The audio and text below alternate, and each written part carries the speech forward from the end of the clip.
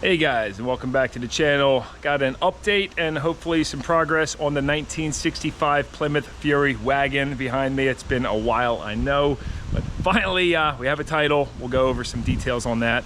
And this video will be probably a mix of things. So I guess let's start by, oh, there goes a squirrel across the fence. Maybe it's Leo.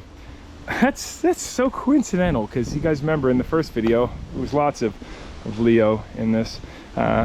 Anyway, let's start by uncovering it. This EPDM roof coating cover has been just amazing. A lot of people said it was going to trap the moisture underneath, but I've checked on it and that does not seem to be the case. As far as moisture in the car, you know, I just keep the windows down so it keeps it ventilated. It's really an amazing cover. You don't even have to tie it down because it's so heavy, and when you want to drive it, well, from one yard to the next, you can just fold it over on the roof. There we go. I think we'll just leave that up there because it is very heavy. So unless you're driving it, you just leave right on the car. Luckily, the roof's plenty sturdy, not like you know, soda can metal. You can see this paint is starting to peel back a little bit further because, you know, this is super thick. Oh man, look at it. Just keeps going. So we'll just keep peeling off a piece at a time. So to briefly fill you in on the story, when I originally found this car, they said they had paperwork and a title for it, but once I got involved, it turned out it was just court documents because I guess the guy wasn't paying taxes on the property, and so somebody got permission to remove all the vehicles, got some signed court documents, and I was promised a title, so I said, okay, hey, you got paperwork, I'll buy it. And I kind of already went over this story in some other videos, I believe, but you know, next thing you know, I was doing some work to it and put some videos, and then I had Philadelphia Major Crimes reach out to me, and the chief of police of my town show up at my door. So that was interesting, but I hadn't done anything wrong, and I kind of had my back covered a little bit with that, with the paperwork. Still couldn't get a title though, and I was really hoping to get the free titles that were promised to me, but it never happened. So I finally reached out to this guy, AAA Restoration Title Service. Rick is his name, and actually Dalton over at Pole Barn Garage recommended his business. I will leave more info to that down below, but there's his phone number. His email is rickpasha@gmail.com, and he was able to seamlessly get me titles for both this and the 71 Chevelle.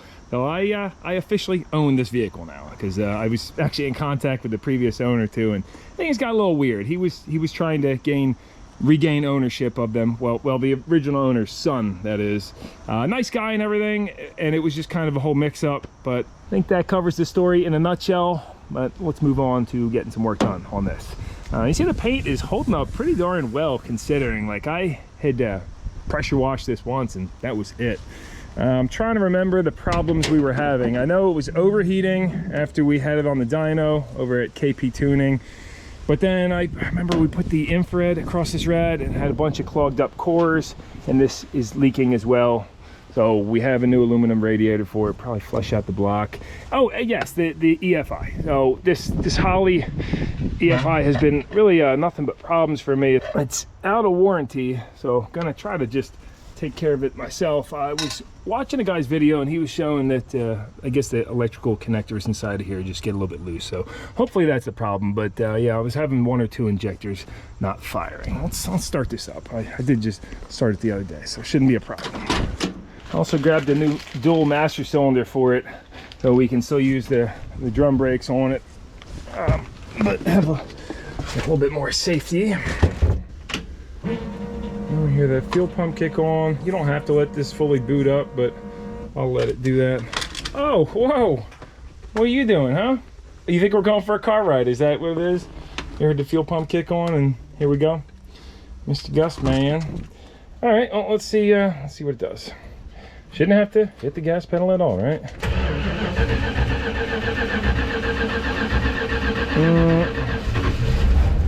There it goes. Took a while. That oil light didn't go off on cranking. Not a great sign, but it turned off once it started. You know, if it shuts off when it's cranking, you know you got excellent pressure. This thing's also got a huge cam in it. It's got like that purple Mopar cam. I don't know exactly what the design was. I was looking it up though, and it's a big one. Let's see if these injectors are firing. No, this one's not firing at all. So The rest are making up for it. That one's looking a little bit light, and these two seem to be spraying okay. Let's open it up a little bit. Hopefully I don't get a shot of fire to the face. Sorry if it's really loud too.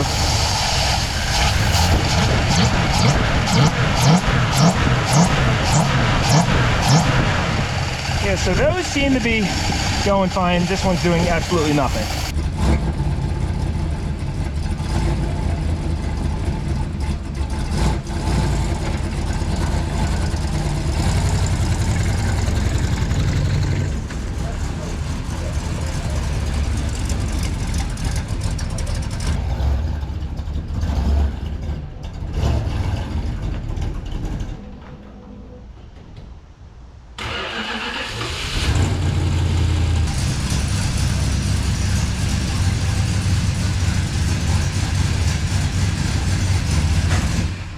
Yeah, that was some car ride, huh? Come on, boy, let's go. I saw a few comments, people asking about the asymmetric lift and what the purpose is. The main purpose is the fact that you get a little bit more room to open the doors with these columns turned. As you can see, there's very limited space in this garage for the footprint I have for using a lift, but it's doable. You know, you can still walk around, you can still pull an engine out. This is kind of just a home shop, you know, it's not a commercial shop. And there is still lots of work to do in here, including some more lighting, maybe do like wall lighting or such. And you can actually see under the hood when you pop it open, but that's no problem because we got this guy. Gus, what are you doing? You want to go for a walk or something, don't you? You're hanging around quite a bit. Oh yeah, that's so bright. This thing's...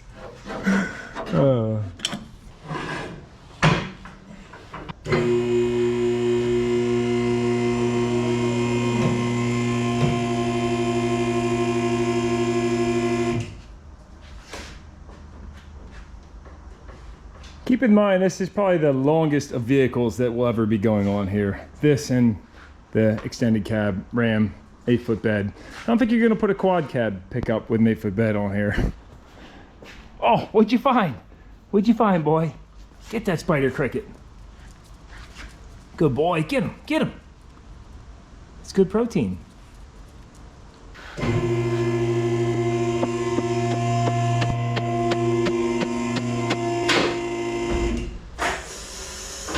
Boy, is this nice to be able to just walk right underneath. I'm not even all the way up. Let's do our quick inspection since it's been a while. We got some rust holes back here. You know, not terribly rotted for a 65 at all. And you see this rubber coating on the frame? A lot of people are not a fan of this, but look at that. Underneath, there's fresh metal. It's not even rusted bad. The problem with it is if you put it on there and then it gets cracked where water can get behind, moisture, and also worse yet, road salt. So if the moisture can get back there and still breathe and dry, you can see it's not bad, unless this is just better metal. I don't know, but you can see our replacement trunk floor. It's a cracked leaf spring. I remember it had on here somewhere. There it is. This thing sits really low in the back, and it seems somebody already put little lift shackles on there. And well, I guess it needs new springs or airbags. Our fuel tank repair is holding up nicely. No smell of gasoline or residue on the bottom. This cut open piece of fire hose works great for a little band dampener there. Rust hole in the tailpipe. There's the O2 sensor we put on, clamp on style. Pair of Klein channel locks just coming on through the floor. All right, so we should fix that rust hole. I was looking for those too. Definitely needs sway bar link bushings and brake hoses. I don't know how well you can see this guy, but that is chafed all the way through just about. Looks like it was hitting on the frame. Glad we didn't go take this for a ride, because with the single service master, you got a blowout on any brake line or hose, you have no brakes. Pretty scary. Had it happen partially once on the 54 Plymouth, but I was able to pump it up and get brakes again. I suppose I'm gonna get some parts on order, and I actually just got a call in we gotta go use the tow truck for.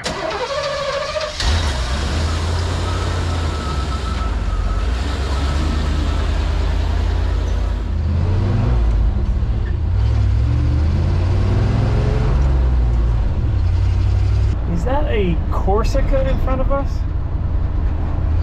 Yes. Beautiful paint job on it. Good old reliable rig there. And fast forward, I'm gonna keep the rest of that tow truck trip for a future video because we did end up scooping the vehicle that we were going to look at. So that should be a fun one. Just got back from the duct tape drags trip. That was a blast. And let's find out why that injector's not working at this point. But real quick, I did want to give a shout out over to Keith for hooking it up with this little mini brass dachshund. It resembles Gus. I suppose that might be a full-size dachshund because he's super muscular. Look at that guy. But this is cast brass. Seems really, really cool. So thank you very much, Keith, for that. And then Freddie has one of his tenants that does woodwork and made a cool little sign for the garage. So love it. That is awesome. Thank you very much. Here's the artist's name who made it, and it came from JJ's Unique Gifts down there in Orlando, Florida. Now, until I get the wall space all figured out, I'll just drop them right over on top of the electrical box. Perfect. Love it. Looks awesome. All right, over on the Fury. It is late night, and we have another vehicle we're going to pick up tomorrow too, so I want to at least get something rectified here. So I remember on this, let's pop this side cover off, and let's see what's up with those injector connectors. 3/16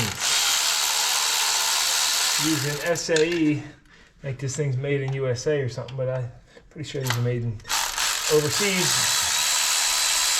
And that's what we're looking like. And you see when you're pulling it out, you kind of want to go like up on an angle so the injectors slide out of there. But at first sight, I mean, looks okay. I guess this connector, oh, it actually is really loose on there. Check that out. And again, they're kind of both that way. This one's definitely kind of already bent as it's sitting there. Oh, that pops right off. What? Look at that junk connector. Listen, guys, if you work on cars, you know you've never seen anything of this quality on an OEM vehicle. This is, Holly has sponsored the channel with other parts, actually in a previous Fury video, but I bought this outright for, it's like $2,000 or something for the whole kit. And that just seems pretty unacceptable for the price point. I would assume you have a better injector connector than that. Well, I pinched those terminals down just a touch to make them a slight bit tighter, and then they just kept passing right by the pins and not going on. It took a lot of finesse to get it to line up properly, but with it lined up properly, you can see now when I'm wiggling that, the connector's actually on there and it is locked down. See this orange wire? The orange is not really inserted too far in that connector too. So I'm just going to say these are really inferior connectors. But I bet you it'll work now. Let me slap this back together. And actually, before I shove this cover on, see that bottom wire down there? How it was kind of pinched really hard between the cover and the body. I don't know how well you can see that wire, but you see how the cover kind of comes down and pinches on top. So I guess that's all right. The only other option would be just running that out of the front and tying it up on the bottom. But it does kind of clamp down on that pretty good, and I could see it being a problem in the future.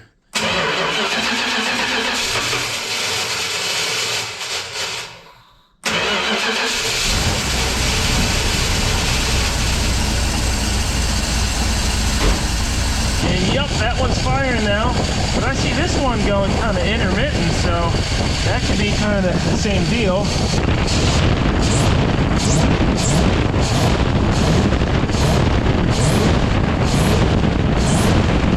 So this one's working 100% of the time now. It looks good. We're going to pump the other side off and see if we have the same problem. Alright, passenger side. Oh, that's terrible. The fuel lines still have pressure in them, so hopefully it doesn't pop these injectors off my face. But you see on the one that was working intermittent, look how I'm wiggling that. And it's just, I don't think this was ever on right to begin with. See when I pop that off? I don't think those were pushed on. Because check it out, you wiggle the other side. That one actually doesn't have any movement. It feels like it's on there. I wasn't having any issues. So you can see without there being anything that holds these terminals in place, if you shove this on, like it may or may not get pushed onto the pins. Oh, I'm done ranting about this, but yeah, I'll get it on right and I'm sure it'll be fine then. And I shouldn't have to do this, but I'm actually squeezing these down a touch with the Leatherman, not too much, and then we'll get it on and it should be nice and tight. Here we are. I can feel it pushed on nice and snug now, and look, when I grab it, it's not wiggling. So there's no need for zip ties on here. It's not the tab that's the problem as far as I'm seeing. It's just the fact that those terminals are garbage connectors. So if Holley hasn't already updated these to a better design, they certainly should. Because after all, the whole point of putting EFI on is to have more reliability, right? It's a little tricky to get the injectors pushed back in there too. I had it with a little bit of silicone spray to help lube it, but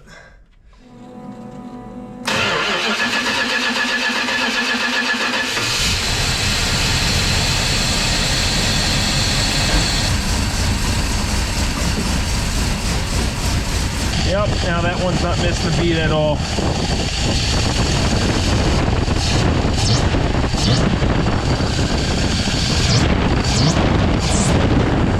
Luckily, we got an exhaust fan. Because even though it's FI, I mean, she is stinky.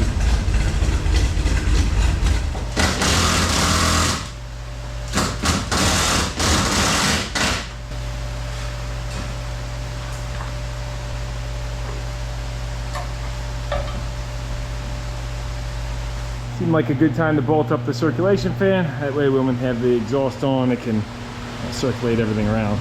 Except this motor has gotten kind of noisy. I don't know if you hear that. And that's what it sounds like on the outside of the building. Oh, maybe we'll order a new one because that doesn't sound great. Next on the list is going to be the rad. As long as it fits, quick bolt in. Yes. Oh, the rust water coming out. We did do a pretty good flush on this block too when we did the water pump.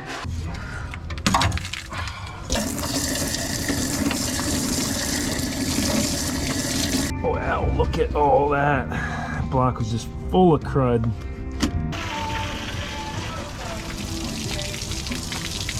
Just flushing her all out. But you know, it just keeps on coming.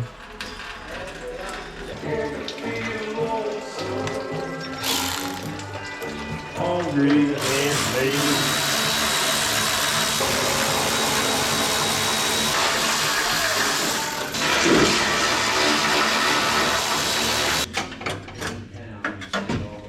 You guys remember the first video we did on this had to make a few solder repairs. Like down here, this was falling off, but that held up good. Unfortunately, well, it's leaking in a few other spots, and a bunch of these cores are clogged up. There's only a two row as well. Now we are missing the radiator fan shroud too, which helps draw air through the radiator instead of around the fan, but I think it'll be fine without it. If not, we'll get one or make one. And then in the last episode, I did pull the thermostat out to see if maybe that would help it run a little cooler. And some of you guys commented that taking the thermostat out will actually make it run hotter. I don't know about that. I'd love to do a test in the future. I mean, the theory is that if you have the thermostat in, it keeps the flow slow enough where the water can cool down going through the radiator, but I don't think that's true. I think with it out altogether, it's going to run as cool as it can, because you guys know if you've ever driven a car with a stuck open thermostat, it won't warm up at all in the wintertime because it's just flowing through there. So that could be a future test, but no thermostat, it's going to run the coolest. Drain out the block too while we're at it. What is gonna come out? Nothing. Block solid. Every little poke. A big poke. There we go. Oh, that's great, yeah. Spraying in my face. Gotta get a rolling caddy. And you guys remember we did do a penetrating sealer on this floor. One of the benefits you get is when you spill a bunch of water and such, it doesn't soak into the concrete. You can just, you know, wipe that right up. However, if you get oil spills that sit on here for days and days and days, they do, you know, they soak in and stain it, and that's fine. It's the last I'll talk about this. I think it was a good move to do But the floor is going to end up looking like absolute crud in here because I'm not going to protect it every time I work on a car. It's just not the way I roll.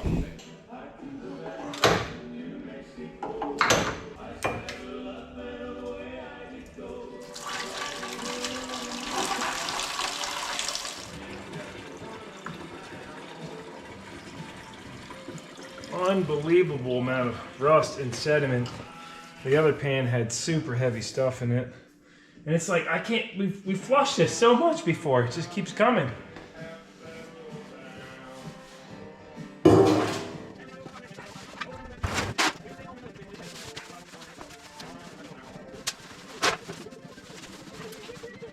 I got an eBay special red by Spalding, and actually really nice.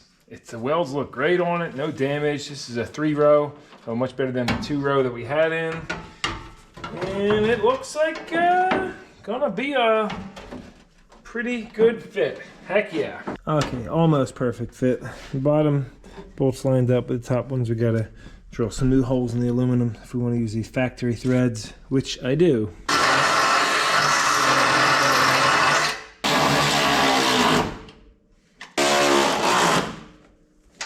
So it turns out the rad hoses I have are not going to work. I mean, good for temporary as I have it on there, but you see it's kinking. And went over in the rad hose bin of old used hoses, but they are good. Nothing worked except for this Flexa hose, made in Venezuela. I'll get that on there. And then for the lower, different size as well. I had to pinch that clamp down real hard, so I'll have to hit the auto parts store tomorrow. But I did go ahead and start tearing the brakes apart.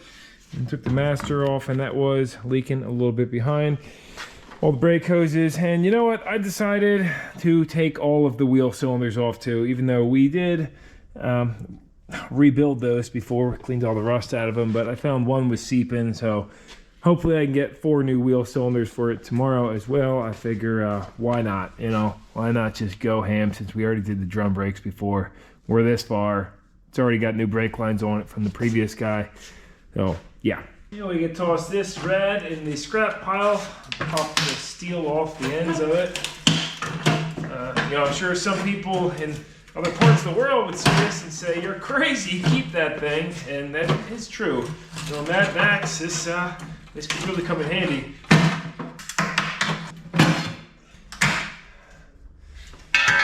Got all the wheel cylinders and brake hoses in. Decided I'm going to leave the lines off for now, because looking at the old parts, this system was full of just a ton of rust and crud coming from, well, you know where.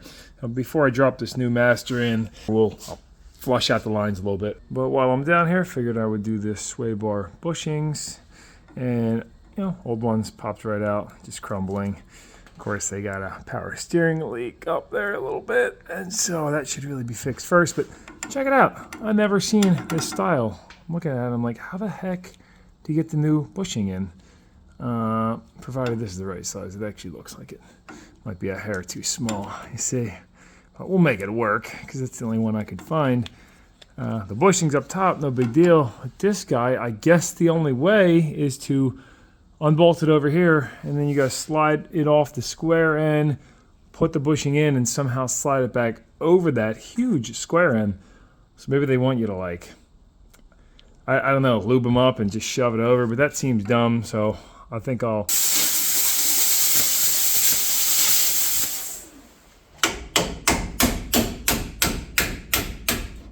There we go. Not pretty, but that'll do it. I think we just split the one half, we can get the bushing in there. And that bushing could probably be a little bit bigger, but it'll work. At least we got the upper new ones. It's not gonna make any noise.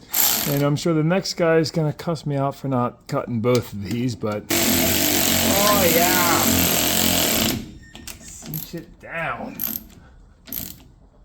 I don't know why they didn't make them like this to begin with, but yeah. Good, no more noise. Fast forward a little bit, and we've got the master installed and bled.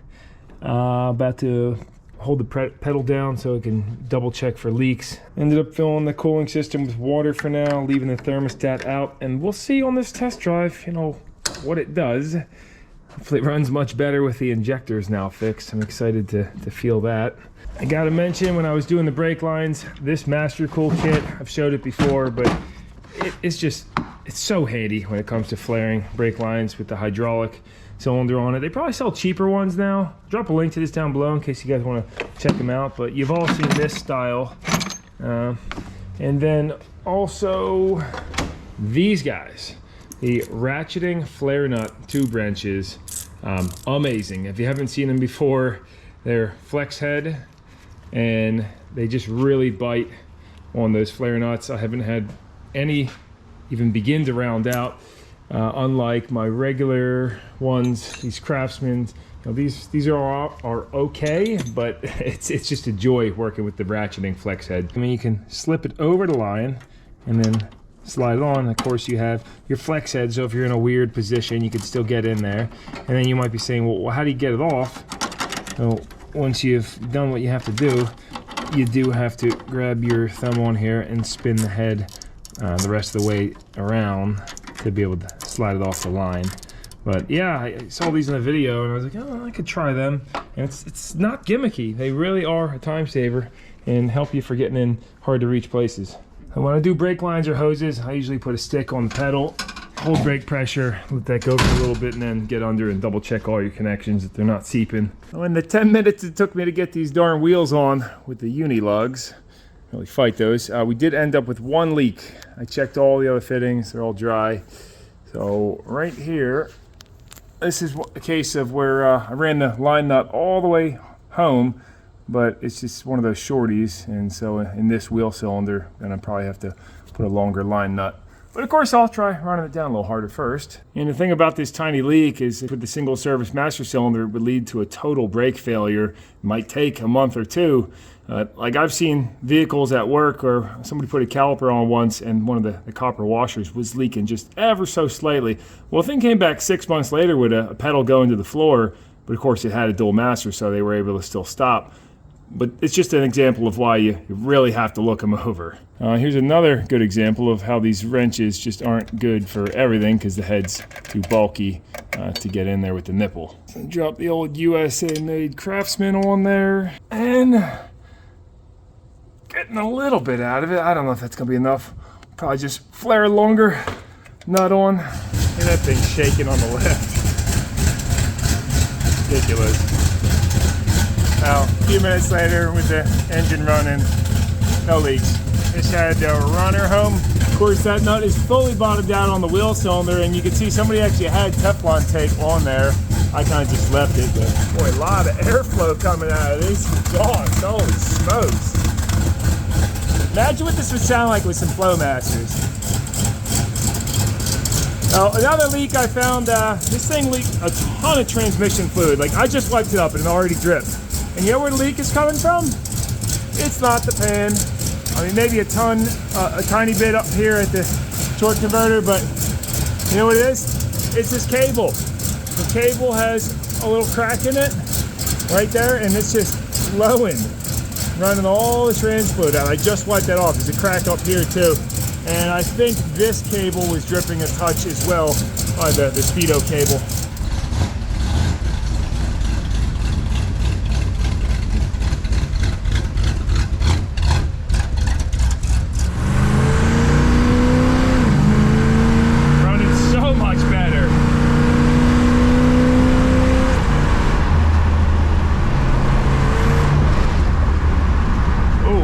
Are way better too.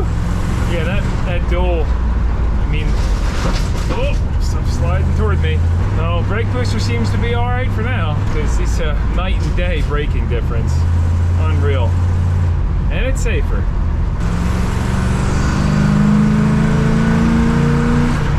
Really woke it up. I don't think that was ever running all 4 injectors. Gonna need a little scrubbing. That guy's revving his Honda over there.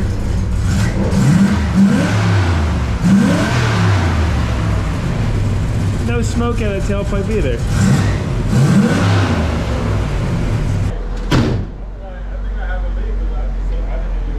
Yeah.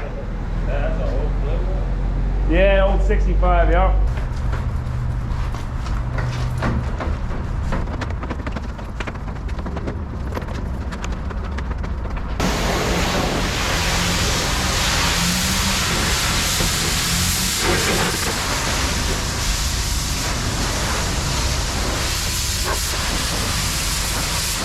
We'll call that good enough for now. I mean, if you get in here with a scrub brush, you can really clean the rest of the grind, but this thing seems to get super dirty really quick. I don't know why. You can see some of the paint starting to blow back and expose that original blue, which, wow, that's such a thinner coat compared to what's on here. So over time, this car can transform back to its original glory. Be nice if the paint blew off the chrome bumpers and the bezel up here and such. It would look better, but good enough.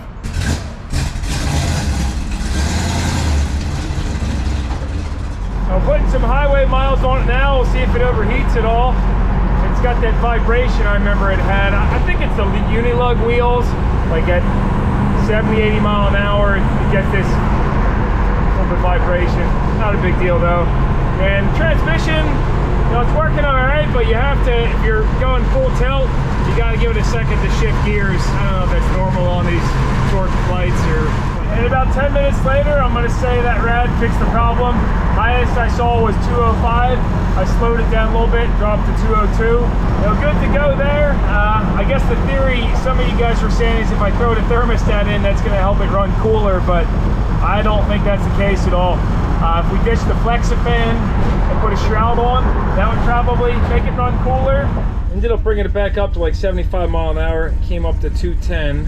And now pulling off the highway, 219 is our high. Of course, we got water in there and that's above boiling, but there is a cap, so since it's under pressure, it shouldn't boil over. Since pressurizing it raises the boiling temperature, but you can see it started spitting a little bit out past the cap there. It really does just need a shroud. I'll have to hop on eBay and see if there's any of them, because you can feel it's sucking air from over here. I mean, that flex fan's flowing a good amount. It's still flowing through the rad too, but yeah, rad fixed the problem for now. Shroud would be the next thing. You can see the temp came right down idling though. Ended up stopping to get some gas, 18 gallons. I think I was pretty close to running out. But these old tanks, like, do you ever have to siphon one of these? Look at that, you just open it up, there it is, no restrictions, right there. Imagine a rear collision though. Whew, not safe. You can see I gotta clean the crud out of the drain here.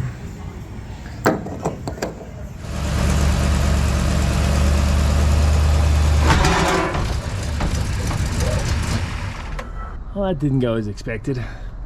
Just, I guess there should be like a stopper on here. I mean, once it's up there, it ain't going nowhere, but it didn't seem to want to go up. I know some people don't like these kind of ramps, but that's because people are putting 1-ton trucks on them and then they fold in. If you have something light, I mean, I've never seen a problem.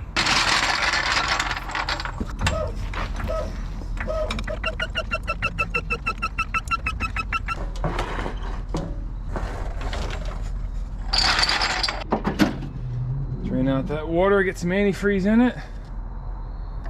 Ooh.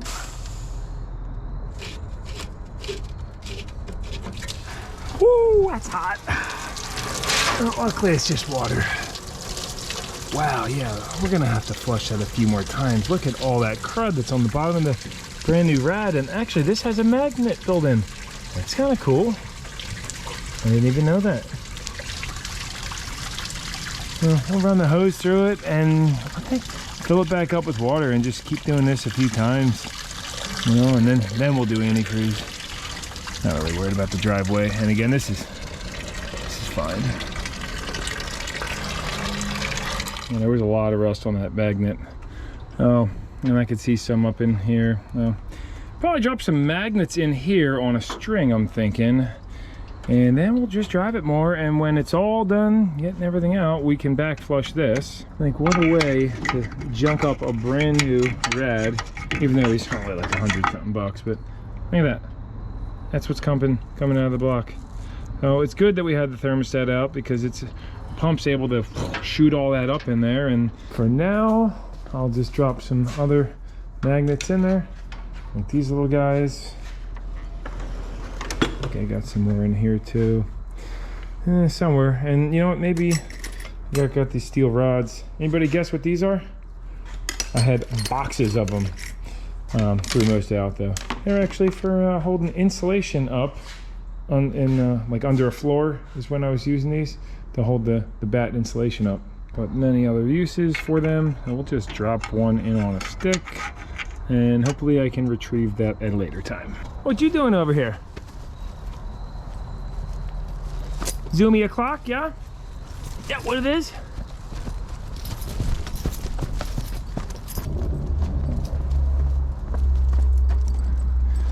I got wood chips in my rocks.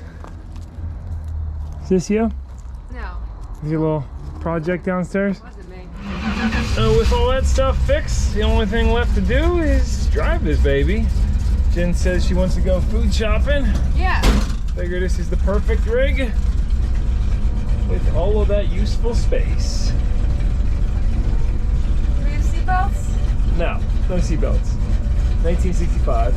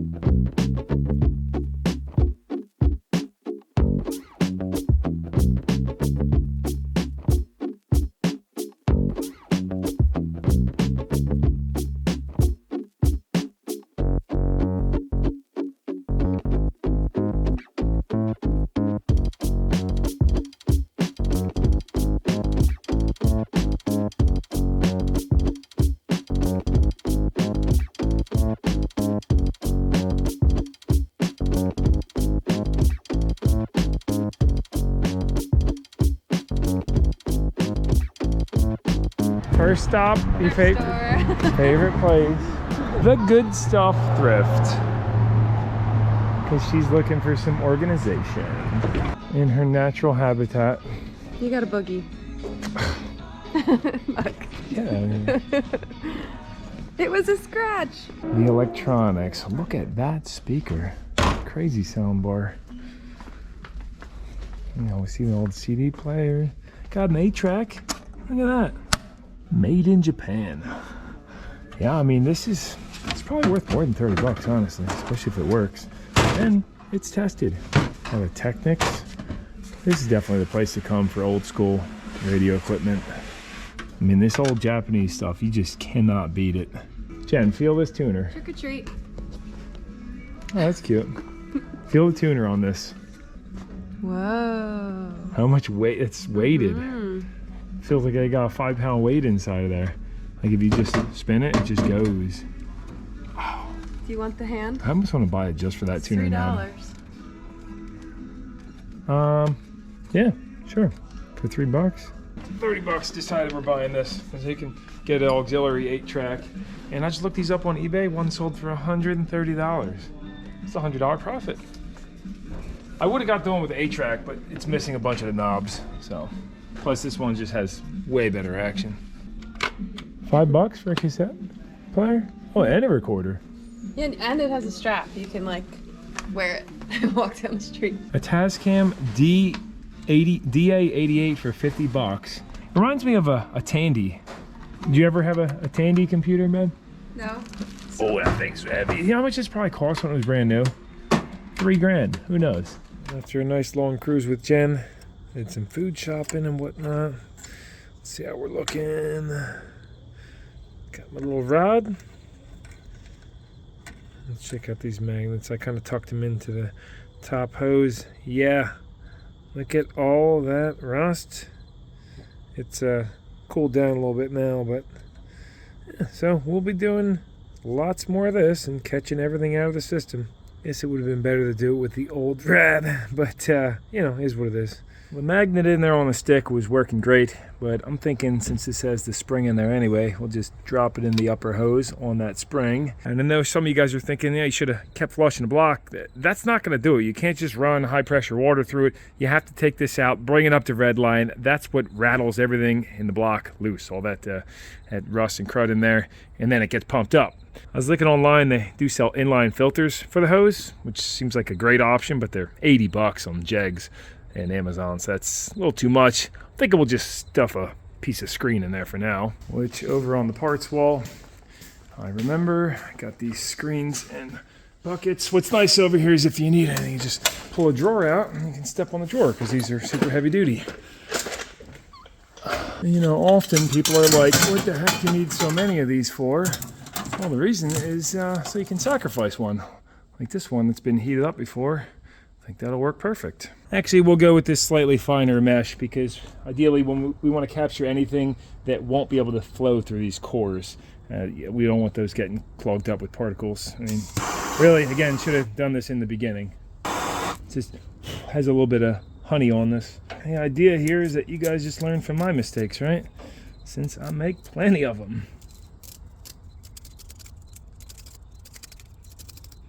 So I'd like to work it into this shape. That way, as it gets clogged up here, the water can come back. I mean, I know this is going to restrict the flow quite a bit, but not too much more than an open thermostat, right? So, I mean, if we can overlap the rest on the outside, get the hose on, we'll be good to go. That's it.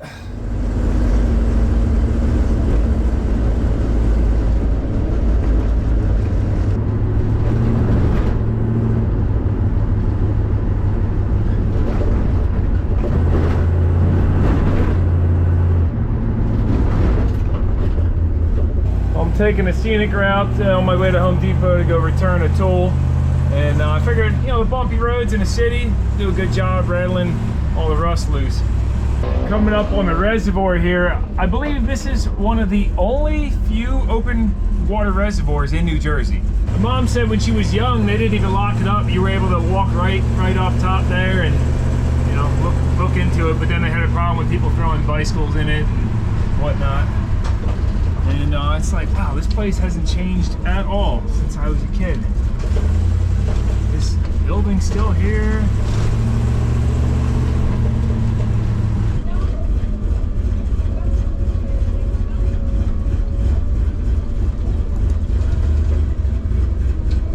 I'll pop this off, see what the filter looks like after 20 minutes of driving, but picked up something a little better. This vinyl tubing, although this is only rated for 25 psi at 70 degrees, so I don't know how well it's going to do with 15 psi at 200. Might just blow out. Yeah, a little toasty. So that's what we captured after only 20 minutes. Quite a bit. And then up top, yep, magnets completely covered as well. There we go, that'll do it. The question is it going to blow out when we go hit the highway? And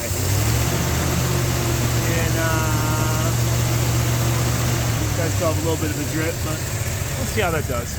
Yep, rolling down the highway, holding 177. Seems good so far.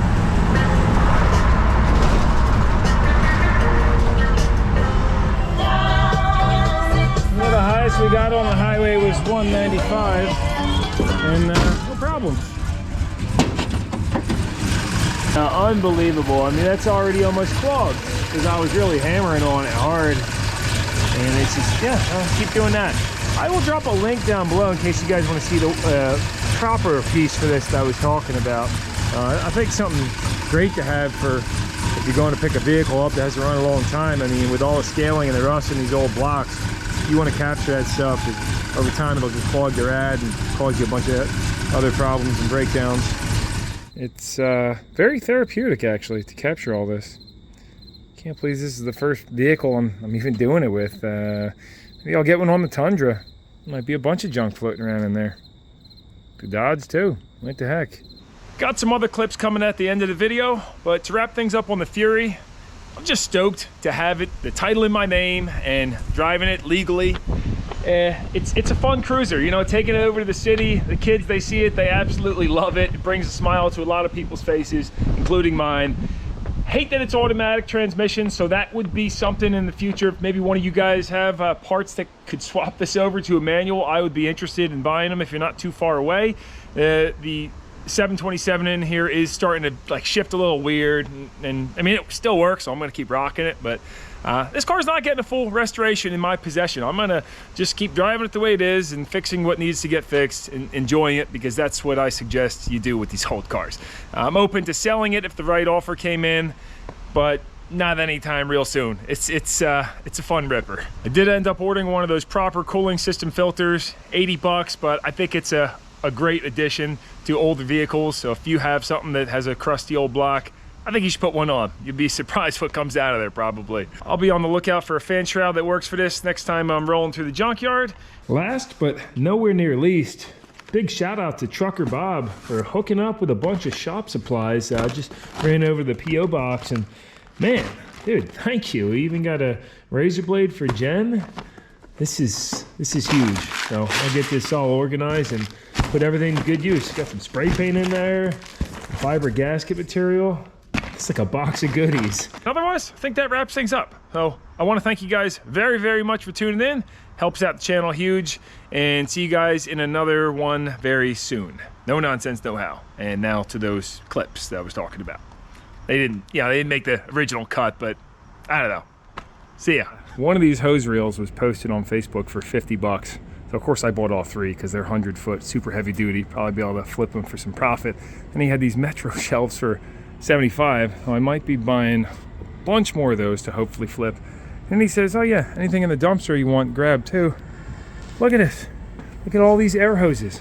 Zero dry rot, good quality hose.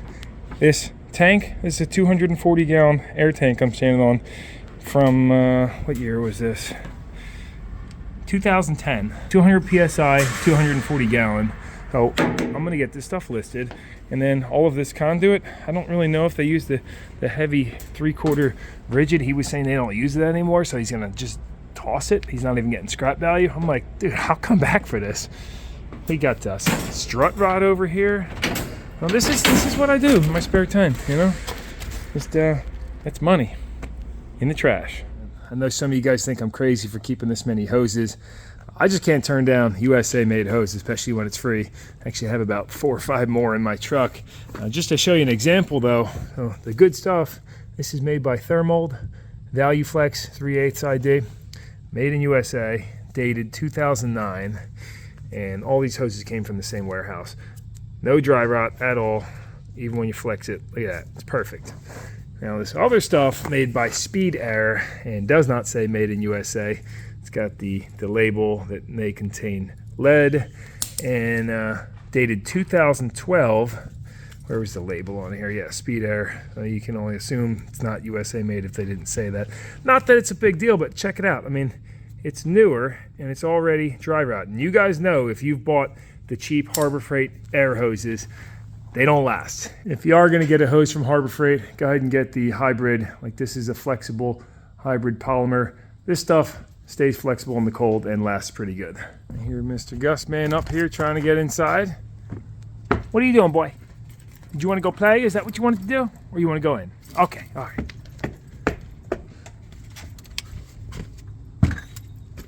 Anyway, this hose reel, I got to get it up there and it's 130 pounds. I could use a jack or the tow truck or something or another, but I'm thinking I just pulled all the hose out. I think with the spring action in here, maybe I can just lift it up with that, right? 130 pounds, that's a lot to lift up on a ladder.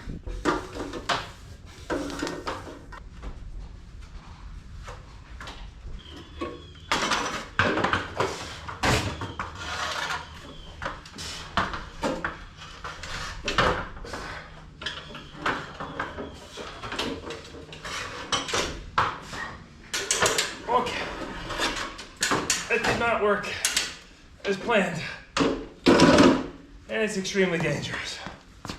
Next idea, got some climbing rope tacked up to a one-way pulley as a lockout and a piece of strut rod across there. That should work.